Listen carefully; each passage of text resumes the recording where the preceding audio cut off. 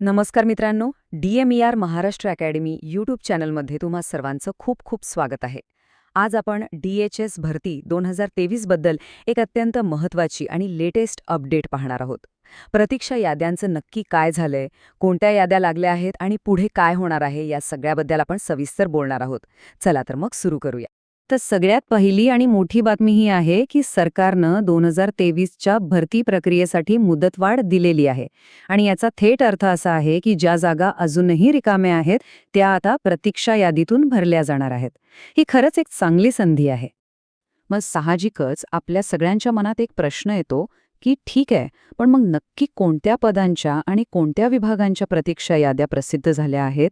तर चांगली बातमी ही आहे की याद्या खरंच यायला सुरुवात झाली आहे. चला, आता आपण विभागांनुसार बघूया की कुठे कुठे याद्या लागल्या आहेत. विशेषतः 2 विभागांमध्ये बरीच ॲक्शन दिसून येतेय. आता ही लिस्ट बघा.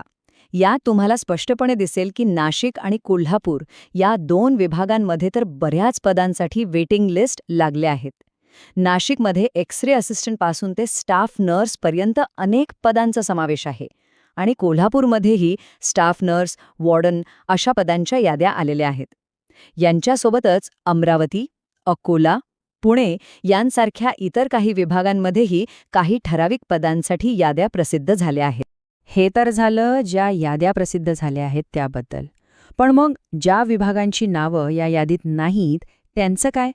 हा प्रश्न तुमच्या मनात नक्कीच आला असेल. आणि ह्याचं उत्तर अगदी सरळ आणि सोपं आहे. प्रतीक्षा यादी तेव्हाच लागेल जेव्हा तिथे जागा रिक्त असेल. म्हणजे ही गोष्ट सरसकट सगळ्या पदांसाठी किंवा सगळ्या विभागांसाठी लागू होत नाही. यालाच आपण रिक्त पदाची अट म्हणू शकतो. म्हणजे समजा एखाद्या विभागात एखाद्या विशिष्ट पदासाठी एकही जागा रिकामी नसेल तर तिथे नवीन प्रतीक्षा यादी प्रसिद्धच होणार नाही. हे अगदी स्पष्ट आहे. No vacancy, no waiting list. हे बघा, इथे सगळं चित्र स्पष्ट होतंय. एका बाजूला असे विभाग आहेत जिथे जागा आहेत आणि तिथे प्रतीक्षा याद्या प्रसिद्ध होत आहेत. आणि दुसऱ्या बाजूला असे विभाग आहेत जिथे सध्या जागा शिल्लक नाहीत, त्यामुळे तिथे सध्या तरी कोणतीही नवीन प्रतीक्षा यादी येणार नाही. चला, आता येऊया सगळ्यात महत्त्वाच्या प्रश्नाकडे. या सगळ्या याद्या लागण्याची अंतिम मुदत काय आहे? आपल्याला नक्की कधीपर्यंत वाट बघावी लागेल? तर मित्रांनो, जी माहिती समोर येते त्यानुसार पुढचे फक्त 25 ते 26 दिवस खूप महत्त्वाचे असणार आहेत. याच कालावधीत उरलेल्या सर्व याद्या प्रसिद्ध होण्याची दाट शक्यता आहे. आता काही जण म्हणतील की सरकारी GRमध्ये तर 2026 पर्यंत मुदतवाढ आहे. पण घाबरू नका.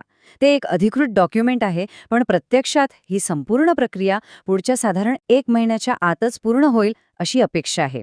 त्यामुळे जास्त वेळ वाट पाहावी लागणार नाही. चला, तर मग आत्तापर्यंतच्या सगळ्या माहितीचा सार काय आहे ते पटकन बघून घेऊया, जेणेकरून तुमच्या मनात कोणताही गोंधळ राहणार नाही. आपल्याला 3 गोष्टी लक्षात ठेवायच्या आहेत. 1. नाशिक आणि कोल्हापूरसारख्या विभागांमध्ये बऱ्याच याद्या लागल्या आहेत. 2. नवीन याद्या फक्त आणि फक्त तिथेच लागतील जिथे जागा रिक्त आहेत. आणि तिसरं म्हणजे ही सगळी प्रक्रिया पुढच्या 25-26 दिवसात पूर्ण होण्याची शक्यता आहे. तर मग आता या माहितीचा उपयोग करून आपण काय करायला हवं? बघा, माहिती मिळवणं ही पहिली पायरी झाली. आता दुसरी आणि सर्वात महत्त्वाची पायरी आहे तयार राहण्याची. कधीही डॉक्युमेंट व्हेरिफिकेशनसाठी कॉल येऊ शकतो, त्यामुळे आपली सर्व कागदपत्र व्यवस्थित तयार ठेवा. आणि हो, नवीन अपडेट्ससाठी लक्ष ठेवून राहा. आम्ही तुमच्यापर्यंत अचूक माहिती पोहोचवत राहू. तुम्हाला DMER बद्दल अधिक माहिती हवी असेल तर हा व्हिडिओ नक्की बघा. आणि हो, DMER महाराष्ट्र अकॅडमीला सबस्क्राईब करायला विसरू नका. सर्वांना खूप खूप शुभेच्छा.